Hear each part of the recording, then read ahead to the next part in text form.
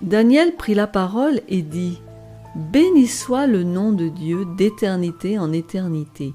À lui appartiennent la sagesse et la force. » Ce texte se trouve dans le chapitre 2 du livre de Daniel, au verset 20. Dans les eaux qui entourent le Groenland se trouvent des icebergs de toute taille. Les plus petits avancent dans une direction, tandis que les grosses masses de glace progressent en sens inverse. Les vents de surface entraînent les plus petits, alors que les énormes blocs sont poussés par les courants océaniques des profondeurs. Quand on considère la montée et la chute des nations au cours de l'histoire, il en est de même. Les vents représentent les mouvements changeants, les impondérables, un peu à la manière de la volonté humaine, tandis que simultanément une autre force, plus puissante, similaire au courant profond des océans, interagit. C'est le mouvement infaillible des desseins sages et souverains de Dieu. Comme l'a dit Ellen White, semblables aux étoiles parcourant en vastes orbites la voie qui leur a été tracée, les desseins de Dieu ne connaissent ni hâte ni retard. Bien que la montée et la chute des nations, des idéologies et des partis politiques semblent l'œuvre du caprice humain, Daniel 2 démontre que c'est le Dieu du ciel qui fait progresser l'histoire humaine vers sa grande finale.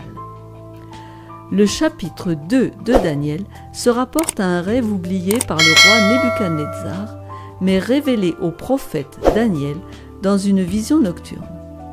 Les sages de Babylone ont confessé au roi leur impuissance à dire le rêve, car seuls les dieux peuvent faire cela, ces dieux qui ne demeurent pas parmi les hommes. Les conducteurs religieux du pays confessent franchement qu'entre eux et Dieu existe un grand précipice. Daniel va confesser la même chose, savoir que les hommes ne peuvent révéler le rêve, mais qu'il y a un Dieu dans le ciel tout à fait capable de le faire. Dans ce rêve, Dieu a fait connaître à Nebuchadnezzar le futur du monde, quand Dieu établira son propre royaume éternel. Nebuchadnezzar va reconnaître ouvertement le Dieu des Hébreux et promouvoir Daniel et ses compagnons à de hautes positions dans son gouvernement. Oui, Jérusalem est tombée devant Babylone, mais Dieu règne suprême sur les grandes puissances de la terre. Nous sommes sur le point d'entreprendre l'étude de l'un des chapitres les plus fascinants de la Bible.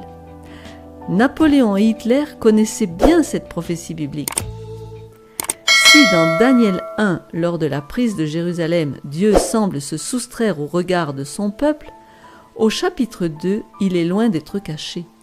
Il pénètre dans la chambre à coucher du roi par l'entremise d'un songe, et il se prépare à contre-attaquer la religion, la culture et la sagesse de Babylone la Grande.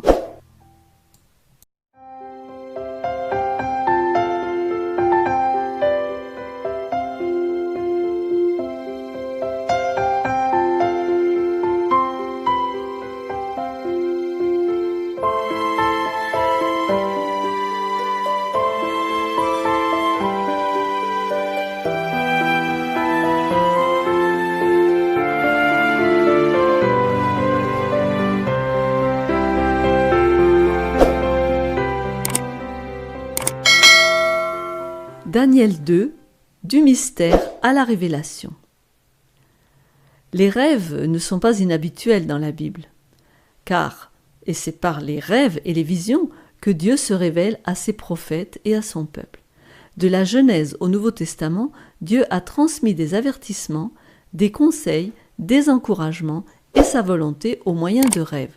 Rappelons-nous de Joseph et le rêve du Pharaon, en Genèse 41. Les anciens regardaient les rêves avec une crainte respectueuse. Ils les traitaient comme des révélations de leur divinité et cherchaient à en découvrir leur vraie signification. Lisons le premier verset du chapitre 2 de Daniel. La seconde année du règne de Nebuchadnezzar, Nebuchadnezzar eut des songes. Il avait l'esprit agité et ne pouvait dormir. Dieu, dans sa providence, donne un rêve au roi Nebuchadnezzar. Dieu a un message pour ce roi. Le peuple hébreu avait pour rôle de révéler le vrai Dieu du ciel aux nations.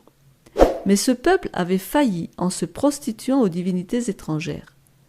Dieu permet que son peuple soit déporté et il va utiliser de jeunes Hébreux pour se faire connaître à la plus grande nation de l'époque.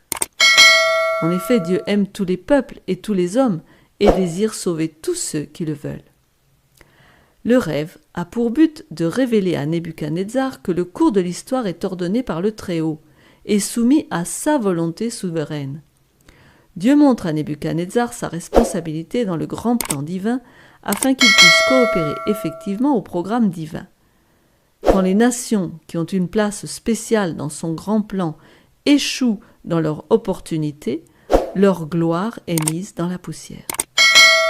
Les dirigeants d'aujourd'hui feraient bien de comprendre ces leçons de l'histoire. Au-delà des fluctuations de la diplomatie internationale, le grand Dieu du ciel siège sur son trône. Il poursuit le conseil de sa volonté patiemment et silencieusement. Dieu approcha le roi par le moyen d'un rêve, car il savait que c'était le meilleur moyen de s'assurer sa collaboration. Nebuchadnezzar croyait que les dieux révèlent leur volonté aux hommes par des rêves. Dieu s'est donc adapté à son interlocuteur pour le toucher. Lisons donc le rêve en Daniel 2, de 1 à 13. La seconde année du règne de Nebuchadnezzar, Nebuchadnezzar eut des songes. Il avait l'esprit agité et ne pouvait dormir. Le roi fit appeler les magiciens, les astrologues, les enchanteurs et les chaldéens pour qu'ils lui disent ses songes. Ils vinrent et se présentèrent devant le roi.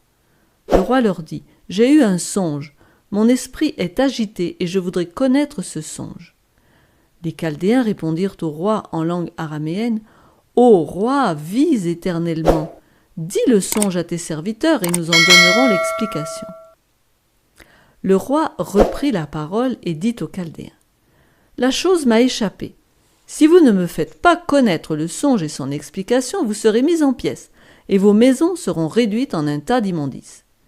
Mais si vous me dites le songe et son explication, vous recevrez de moi des dons et des présents, et de grands honneurs. C'est pourquoi dites-moi le songe et son explication. » Ils répondirent pour la seconde fois : « Que le roi dise le songe à ses serviteurs, et nous en donnerons l'explication. » Le roi reprit la parole et dit : « Je m'aperçois en vérité que vous voulez gagner du temps, parce que vous voyez que la chose m'a échappé. Si donc vous ne me faites pas connaître le songe, la même sentence vous enveloppera tous.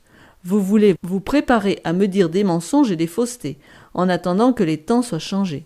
C'est pourquoi dites-moi le songe, et je saurai si vous êtes capable de m'en donner l'explication. » Les Chaldéens répondirent au roi : « Il n'est personne sur terre qui puisse dire ce que demande le roi. Aussi, jamais roi, quelque grand et puissant qu'il ait été, n'a exigé une pareille chose d'aucun magicien, astrologue ou chaldéen. Ce que le roi demande est difficile. Il n'y a personne qui puisse le dire au roi, excepté les dieux, dont la demeure n'est pas parmi les hommes. » Là-dessus, le roi se mit en colère et s'irrita violemment. Il ordonna qu'on fasse périr tous les sages de Babylone. La sentence fut publiée, les sages étaient mis à mort, et l'on cherchait Daniel et ses compagnons pour les faire périr. D'abord, et c'est remarquable, Dieu donne un rêve à un roi païen. Les rêves donnés par Dieu sont normalement le fruit de l'esprit de prophétie donné aux prophètes de Dieu. Mais Dieu sait ce qu'il fait, et par l'interprétation offerte par Daniel, Dieu sera exalté au-dessus des dirigeants terrestres. Par ce rêve, Dieu a tourné le royaume de Babylone sans dessus-dessous. Il a ébranlé la science, la connaissance et la sagesse humaine du plus grand royaume du monde. Le roi en a l'esprit agité au point de ne pouvoir dormir. Et les sages du royaume soumis à ce test ont révélé leur ignorance et ont mis leur vie en danger. Dieu l'avait bien dit par la bouche d'Ésaïe. En Ésaïe 47, versets 13 et 14, « Tu t'es fatigué à force de consulter. Qu'il se lève donc et qu'il te sauve, ceux qui connaissent le ciel, qui observent les astres, qui annoncent d'après les nouvelles lunes ce qui doit arriver. Voici, ils sont comme de la paille, le feu les consume, ils ne sauveront pas leur vie des flammes, ce ne sera pas du charbon dont on se chauffe, ni un feu auprès duquel on s'assied. » Tout cela pour parler de la sagesse des devins et de ceux qui sont des astrologues, qui n'ont pas la connaissance. Alors, Est-ce de la foi ou de la présomption? Un problème, toutefois, devait être immédiatement résolu. En effet, Daniel et ses amis allaient être exécutés avec tous les autres sages de Babylone. Daniel demande à Arjoc, le chef des gardes du roi, la raison de ce décret de mort, et ose se présenter bravement devant le monarque enragé pour le prier de lui accorder du temps pour lui en donner l'explication. Daniel est-il présomptueux? Pas du tout. Il fit cette déclaration par la foi. Alors quel est le rapport entre la foi et la présomption? En Hébreux 11, verset 1, on lit « Or la foi est une ferme assurance des choses qu'on espère, une démonstration de celles qu'on ne voit pas. » Daniel a espéré en effet résoudre le dilemme du roi, même s'il ne pouvait pas voir la solution à ce moment-là. Il avait confiance en Dieu, parce que la foi vient de ce qu'on entend et ce qu'on entend vient de la parole de Christ. Sa foi s'appuyait sur les promesses de la parole de Dieu. Comme il nous est dit en Ésaïe 65, verset 24, « Avant qu'ils m'invoquent, je répondrai. Avant qu'ils aient cessé de parler, j'exaucerai. » Et c'est là-dessus que Daniel s'appuie. La présomption, par contre, aurait été de sa part de désobéir au commandement de Dieu tout en comptant sur ses bénédictions. On a déjà vu au chapitre 1 qu'il a été fidèle. Il n'a pas voulu se compromettre dès le départ. En Nombre 14, de 41 à 44, voici ce que l'on lit. Moïse dit « Pourquoi transgressez-vous l'ordre de l'Éternel? Cela ne réussira point. Ne montez pas, car l'Éternel n'est pas au milieu de vous. Ne vous faites pas battre par vos ennemis, car les Amalécites et les Cananéens sont là devant vous, et vous tomberiez par l'épée. Parce que vous vous êtes détournés de l'Éternel ne sera point avec vous. » Ils s'obstinèrent cependant à monter au sommet de la montagne, mais l'arche de l'Alliance et Moïse ne sortirent point du milieu du camp. On voit Moïse, ici, dire au peuple de ne pas sortir en guerre contre leurs ennemis, car ils ont désobéi à Dieu, et il sait qu'ils seront battus, et d'ailleurs, c'est ce qui est arrivé. Et cela, c'est de la présomption. Voyons maintenant la prière de Daniel. Comment va-t-il arriver à résoudre son problème? Au verset 17 et 18, même chapitre. Ensuite, Daniel alla dans sa maison, et il instruisit de cette affaire Anania, Michaël, Azaria, ses compagnons, les engageant à implorer la miséricorde du Dieu des cieux, afin qu'on ne fît pas périr Daniel et ses compagnons avec le reste des sages de Babylone. Tout de suite après avoir quitté le roi, Daniel et ses compagnons s'engagent dans la prière pour implorer la miséricorde du Dieu des cieux. Au lieu des horoscopes, des boules de cristal, de la magie ou de la sorcellerie, Daniel consulte le Dieu qui a dit « Si l'on vous dit, consultez ceux qui évoquent les morts et ceux qui prédisent l'avenir, qui poussent des sifflements et des soupirs, répondez, un peuple ne consultera-t-il pas son Dieu? S'adressera-t-il aux morts en faveur des vivants? » Le monde cherche du secours auprès des médiums spirites, mais le peuple de Dieu se repose sur son Créateur vivant, tout-puissant. Et Dieu répond. Lisons les versets 19 à 23. Alors le secret fut révélé à Daniel, dans une vision, pendant la nuit. Et Daniel bénit le Dieu des cieux. Daniel prit la parole et dit « Béni soit le nom de Dieu d'éternité en éternité. À lui appartiennent la sagesse et la force. C'est lui qui change les temps et les circonstances, qui renverse et qui établit les rois, qui donne la sagesse aux sages et la science à ceux qui ont de l'intelligence. Il révèle ce qui est profond et caché. Il connaît ce qui est dans les ténèbres, et la lumière demeure avec lui.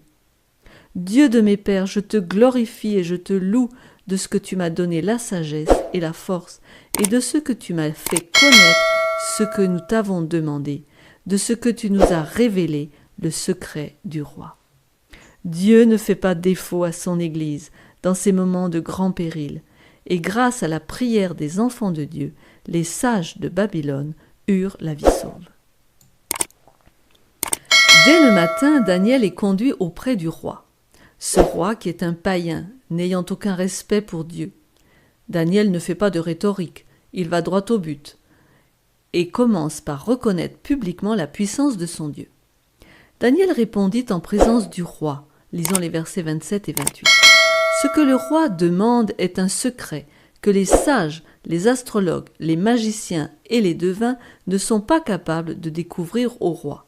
Mais il y a dans les cieux un Dieu qui révèle les secrets et qui a fait connaître au roi Nebuchadnezzar ce qui arrivera dans la suite des temps. Voici ton songe et les visions que tu as eues sur ta couche.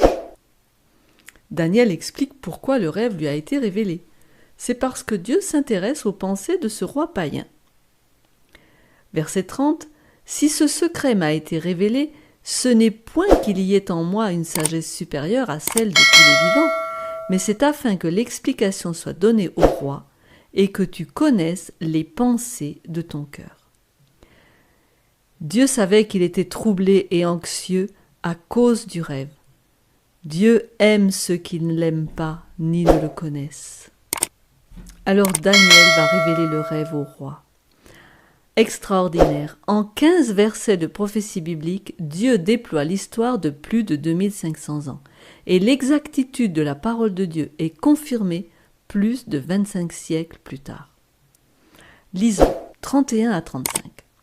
Ô roi, tu regardais, et tu voyais une grande statue. Cette statue était immense, et d'une splendeur extraordinaire. Elle était debout devant toi, et son aspect était terrible. La tête de cette statue était d'or pur. Sa poitrine et ses bras étaient d'argent. Son ventre et ses cuisses étaient d'airain. Ses jambes de fer, ses pieds en partie de fer et en partie d'argile. Tu regardais lorsqu'une pierre se détacha sans le secours d'aucune main, frappa les pieds de fer et d'argile de la statue et les mit en pièces. Alors le fer, l'argile, l'airain, l'argent et l'or furent brisés ensemble et devinrent comme la balle qui s'échappe du nerf en été. Le vent les emporta et nulle trace n'en fut retrouvée. Mais la pierre qui avait frappé la statue devint une grande montagne et remplit toute la terre. Stupéfait, le roi, assis au bord de son trône, reconnaît son rêve. C'est exactement ce qu'il avait oublié. Sans lui laisser le temps d'exprimer un seul mot, Daniel procède avec son interprétation. Nous continuerons à lire 36 à 45. Voilà le songe, nous en donnerons l'explication devant le roi. Ô roi, tu es le roi des rois, car le Dieu des cieux t'a donné l'empire, la puissance, la force et la gloire. Il a remis entre tes mains, en quelque lieu qu'ils habitent, les enfants des hommes, les bêtes des champs et les oiseaux du ciel, et il t'a fait dominer sur eux tous. C'est toi qui es la tête d'or. Après toi, il s'élèvera un autre royaume, moindre que le tien, puis un troisième royaume, qui sera d'airain, et qui dominera sur toute la terre. Il y aura un quatrième royaume, fort comme du fer. De même que le fer brise et rompt tout, il brisera et rompra tout, comme le fer qui met tout en pièces. Et comme tu as vu les pieds et les orteils en partie d'argile de potier et en partie de fer, ce royaume sera divisé. Mais il y aura en lui quelque chose de la force du fer, parce que tu as vu le fer mêlé avec l'argile. Et comme les doigts de pied étaient en partie de fer et en partie d'argile, ce royaume sera en partie fort et en partie fragile. Tu as vu le fer mêlé avec l'argile parce qu'ils se mêleront par des alliances humaines, mais ils ne seront point unis l'un à l'autre, de même que le fer ne s'allie point avec l'argile. Dans le temps de ces rois, le Dieu des cieux suscitera un royaume qui ne sera jamais détruit, et qui ne passera point sous la domination d'un autre peuple. Il brisera et anéantira tous ces royaumes-là, et lui-même subsistera éternellement. C'est ce qu'indique la pierre que tu as vue se détacher de la montagne sans le secours d'aucune main, et qui a brisé le fer, l'airain, l'argile, l'argent et l'or. Le grand Dieu a fait connaître au roi ce qui doit arriver après cela. Le songe est véritable, et son explication est certaine. Après ces paroles, Nebuchadnezzar, le fier souverain de Babylone, le puissant conquérant qui n'a jamais perdu une bataille, tombe presque de son trône aux pieds de Daniel. Versets 46 à 49. Alors le roi Nebuchadnezzar tomba sur sa face et se prosterna devant Daniel, et il ordonna qu'on lui offrît des sacrifices et des parfums. le roi adressa la parole à Daniel et dit « En vérité, votre Dieu est le Dieu des dieux et le Seigneur des rois. Et il révèle les secrets, puisque tu as pu découvrir ce secret. » Ensuite, le roi éleva Daniel et lui fit de nombreux et riches présents. Il lui donna le commandement de toute la province de Babylone et l'établit chef suprême de tous les sages de Babylone. Daniel pria le roi de remettre l'intendance de la province de Babylone à Shadrach, Méshach et Abed-Négo. Et Daniel était à la cour du roi. Mais alors, quelle est la signification de ce songe ? Dans le rêve de Nebuchadnezzar, il voit une grande statue majestueuse. Sa tête est d'or, sa poitrine et ses bras d'argent, son ventre et ses hanches de bronze, ses jambes de fer et ses pieds, en partie de fer et en partie d'argile. Toute cette structure est détruite et éparpillée comme la paille au vent. Daniel explique que les différents métaux représentent des royaumes qui vont se succéder au cours de l'histoire. La prophétie rapportée dans le rêve de Nebuchadnezzar fournit les grandes lignes et les critères qui permettront d'aborder les prophéties plus détaillées de Daniel 7, Daniel 8 et Daniel 11. Daniel 2 n'est pas une prophétie conditionnelle, c'est une prophétie apocalyptique, une prédiction définie de ce que Dieu a prévu et qui va se passer dans le futur. Alors, la tête d'or, on a vu qu'elle représente Babylone. Et l'histoire nous dit que de 606 avant Jésus-Christ à 539, c'est bien Babylone qui a régné. Aucun métal ne peut mieux représenter la richesse et la puissance de l'empire babylonien. Il y avait de l'or partout à Babylone, d'après Hérodote, le grand historien. La Bible l'appelle une coupe d'or, dans Jérémie 51, verset 7. Babylone était dans la main de l'Éternel une coupe d'or, qui enivrait toute la terre. Les nations ont bu de son vin, c'est pourquoi les nations ont été comme en délire. Deuxième partie de la statue, la poitrine et les bras d'argent. Ils représentent l'empire suivant. L'histoire nous dit qu'il s'agit de l'empire médo-perse, qui dura de 539 à 331 avant Jésus-Christ. Comme l'airain n'atteint pas la valeur de l'or, l'empire médo-perse n'atteignit jamais la splendeur de Babylone. L'argent est un symbole approprié des Perses, qui utilisaient l'argent dans leur système de taxes. Le ventre et les hanches de bronze. Elles symbolisent le royaume suivant, qui fut la Grèce, qui dura de 331 à 168 avant Jésus-Christ. En Ézéchiel 27, 13, comme on l'a dit, la Bible s'interprète par elle-même, on voit Javan, c'est la Grèce, Tubal et Méchec qui trafiquaient avec toi. Ils donnaient des esclaves et des ustensiles d'airain, vous voyez, c'est l'airain, en échange de tes marchandises. C'est une caractéristique de la Grèce, l'airain. Ce verset décrit les Grecs faisant du troc avec des objets de bronze ou d'airain. Les soldats grecs étaient connus pour leur armure de bronze. Leurs casques, leurs armures et leurs haches de guerre étaient en bronze. Ils étaient les hommes de bronze. Le quatrième royaume après la Grèce, qui est représenté par les jambes de fer, évoque bien le royaume suivant. En effet, Rome, de 168 avant Jésus-Christ à 476 après Jésus-Christ. C'est déjà le royaume qui a duré le plus longtemps. Le fer fait penser à une force écrasante. Ce royaume a tout pulvérisé et il a duré très longtemps.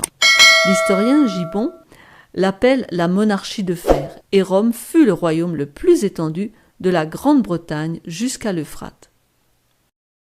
Ensuite, cinquièmement, qui fait encore partie des jambes en quelque sorte, qui est un prolongement des jambes et donc du royaume de fer et du royaume de Rome, les pieds, en partie de fer et en partie d'argile, expriment un royaume divisé, tel l'Europe après 476 après Jésus-Christ, et cela jusqu'à la fin, jusqu'au retour de Christ.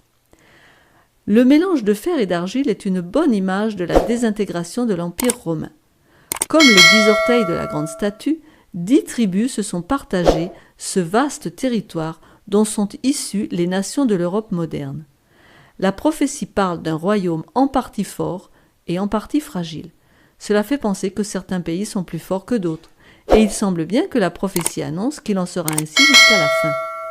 Tu as vu le fer mêlé avec l'argile, parce qu'ils se mêleront par des alliances humaines, mais ils ne seront point unis l'un à l'autre, de même que le fer ne s'allie point avec l'argile.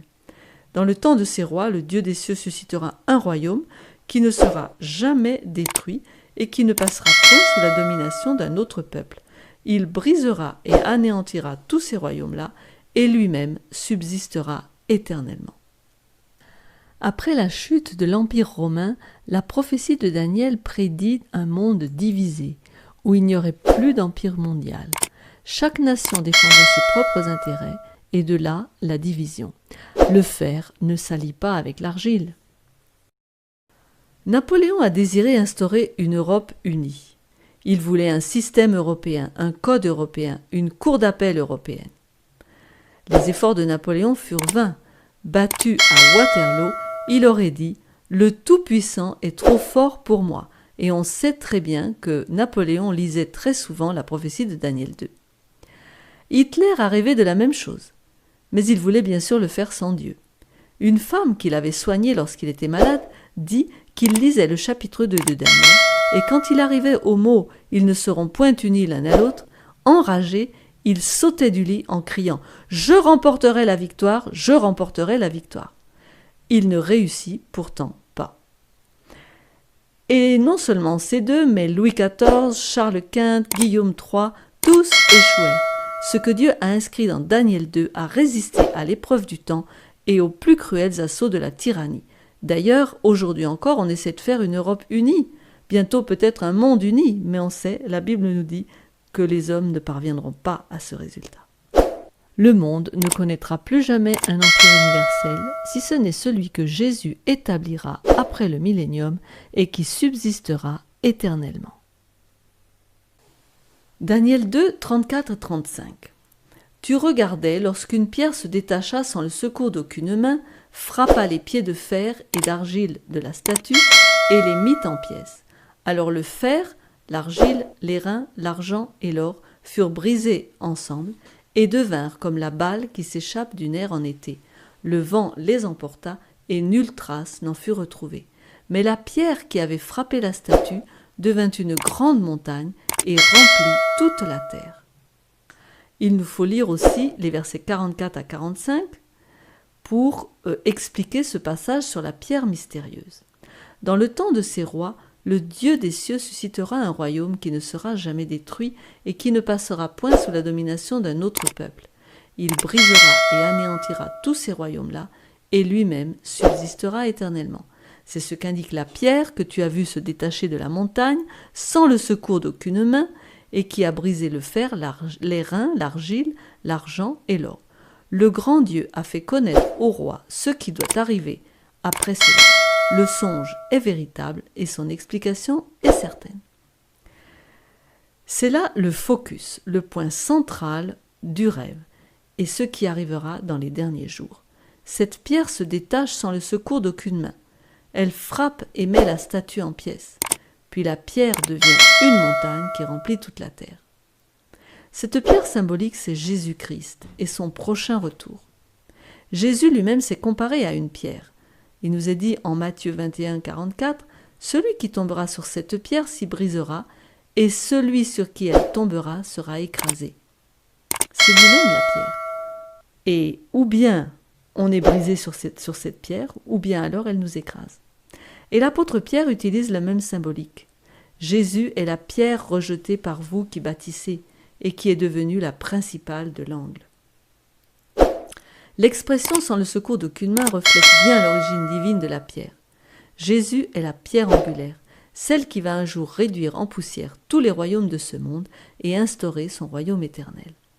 La pierre devient elle-même une montagne, certainement la montagne de Sion céleste, le sanctuaire céleste d'où Christ viendra pour établir son royaume éternel.